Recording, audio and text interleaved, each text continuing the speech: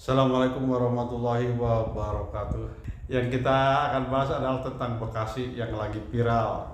Di samping banjir besar, ternyata sungai-sungai dan bantaran sungainya sudah disertifikatkan sehingga banyak yang nggak nyambung.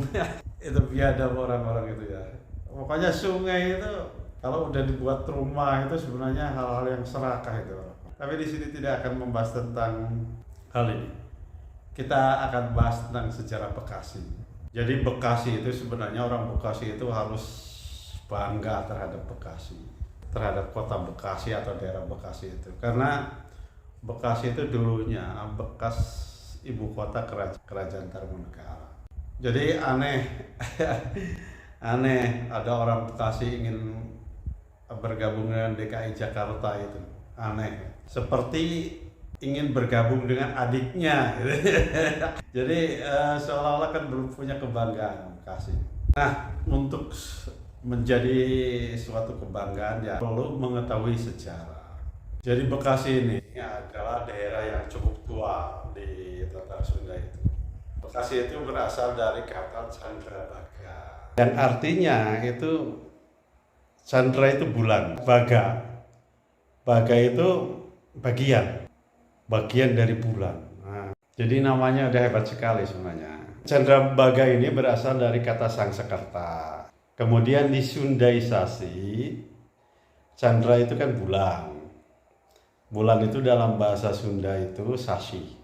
Jadi dalam bahasa Sunda kuno itu bulan itu sasi. Nah, baganya tetap dipertahankan, bagiannya itu tetap dipertahankan. Baga. Jadi Bagasasi, karena keseringan jadi Bakasi. Tapi kan terjadilah Indonesiasisasi bahasa, yang kata A pertama itu kan kebanyakan dijadikan E, jadi Bekasi.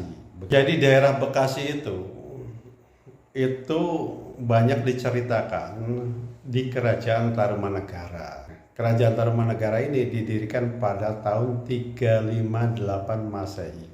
Pada abad ke-4 Masehi. Jadi sangat tua. Nah, didirikan oleh Raja Diraja Guru Jayasingawarman. Tentang Raja Diraja Guru itu kan namanya ada di prasasti. Jadi kan berada di muara Sungai Citarum nih. Berarti kan di sekitar Bekasi. Sungai Citarum itu sekarang ini perbatasan antara Kabupaten Karawang dan Bekasi. Kalau sebelah baratnya Bekasi, sebelah timurnya Karawang. Jadi mungkin dulunya ibu kota Kerajaan Tarumanegara, daerah sana. Nah, tentang nama Citarum dulu atau Tarumanegara dulu. Apakah Sungai Citarum itu setelah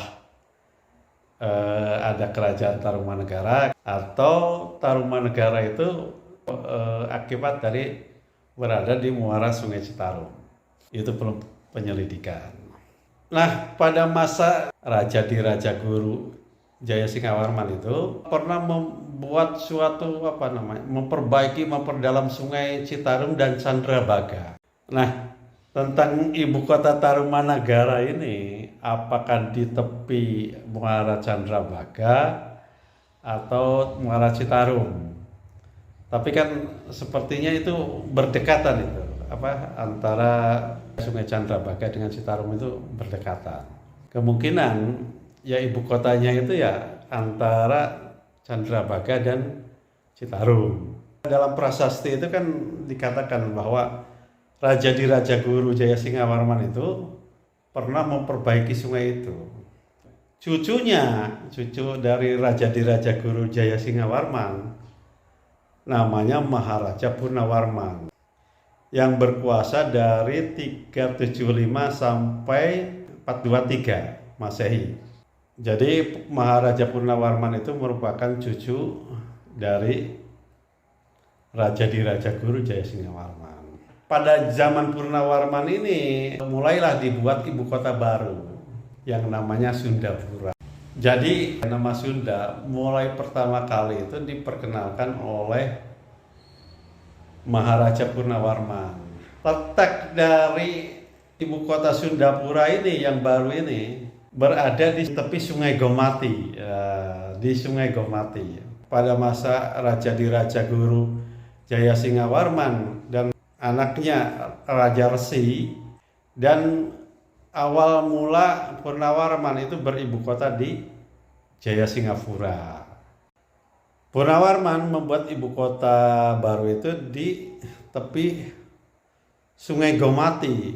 Nah, yang jadi masalah sebenarnya Sungai Gomati itu apa? Di Bekasi itu kan mengalir 3 sungai, yaitu ya Sungai Bekasi, yaitu Candrabaga itu, terus Sungai Cilengsi, dan Sungai Cikeas. Gomati ini apakah Sungai Cilengsi atau Sungai Cikeas? Kita belum ada penyelidikan tentang ini. Jadi emang harus diselidiki, masa ada di naskahnya itu nggak diselidiki oleh kaum intelektual itu. Di Jawa Barat itu kan ada, di Tatar Sunda itu kan ada UI, ada ITB, ada Unpad, ada IPB, meskipun lain keahlian, tapi kan bisa bersama-sama menyelidiki itu. Apa sebenarnya nama Sungai Gomati itu? Karena ibu kota Sundapura itu di tepi Sungai Gomati. Sundapura itu artinya kota Sunda. Jadi yang pertama kali membuat nama Sunda terkenal itu ya di era Maharaja Purnawarman. Dan kemungkinan nama kerajaan Sunda itu mulai digunakan di era Purnawarman ini.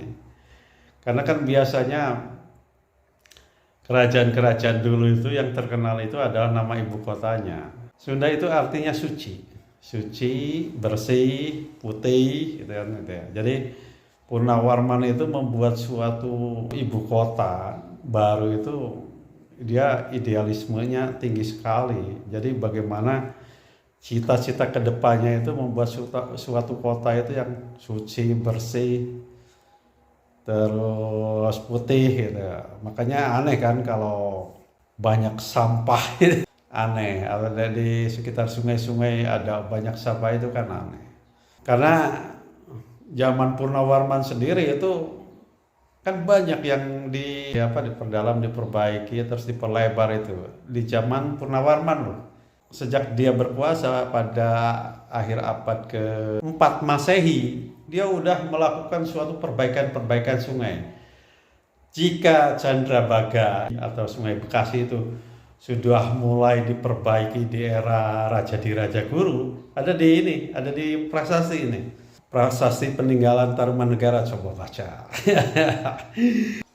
Nah, Purnawarman itu banyak sungai yang diperbaiki itu. Pertama itu ya meneruskan usaha memperbaiki, memperdalam dan memperlebar Sungai Bekasi atau Candrabaga. Kedua itu Sungai Gomati. Ketiga itu Sungai Citarum, termasuk Manukurawa, Cimanuk. Nah, dulu itu ada kerajaan Manukurawa namanya, di muara Sungai Cimanuk itu.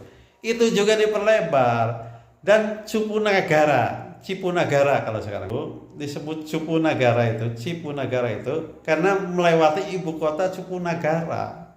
Sungainya disebut Cipunagara. Sebenarnya karena sejarah Bekasi itu dari dulu itu ya mungkin karena diperbaiki, diperlebar terus itu kan masalah banjir. Bahkan ibu kota kerajaan Tarumanegara sebenarnya kemungkinan yang Jaya Singapura itu kemungkinan terendam banjir. Makanya Maharaja Purnawarman itu membangun ibu kota Sundapura. Sunda itu ya kemungkinan ya pertama di Sundapura itu ibu kotanya pertama itu. Masalahnya Sundapura itu berada di Bekasi atau di Bogor, di Kabupaten Bogor sekarang. Itu juga perlu penyelidikan. Demikian. Assalamualaikum warahmatullahi wabarakatuh.